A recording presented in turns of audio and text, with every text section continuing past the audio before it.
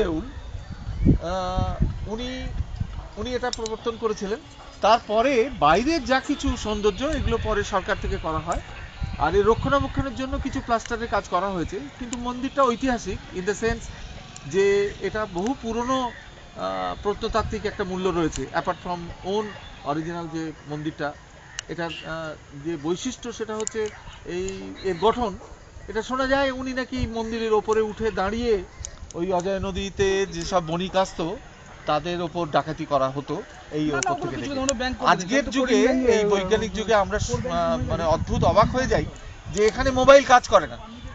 এর বৈজ্ঞানিক কি ব্যাখ্যা আছে আমরা জানি না, কিন্তু আমরা নিজেরাও দেখলাম যে আমাদের সব টাওয়ার বিচ্ছিন্ন হয়ে গেল, মোবাইল কাজ করছে না। তো এর বৈজ্ঞানিক ব্যাখ্যা নিশ্চয়ই আছে, আমরা দিতে পারছি না। তো এটা হচ্ছে পেছন দিক, মন্দিরটার পেছন দিক। আমরা সামনের দিকে যাবো এরপরে। সামনের দিকে যাওয়ার পরে আমরা জানতে পারবো এর সামনের দিকটার ভাস্কর্যটা কি আছে। পেছন দিক থেকে এটা অপূর্ব সুন্দর, একদম একটা অন্য ধরনের মন্দির। না, এটা সামনের দিক। চলো।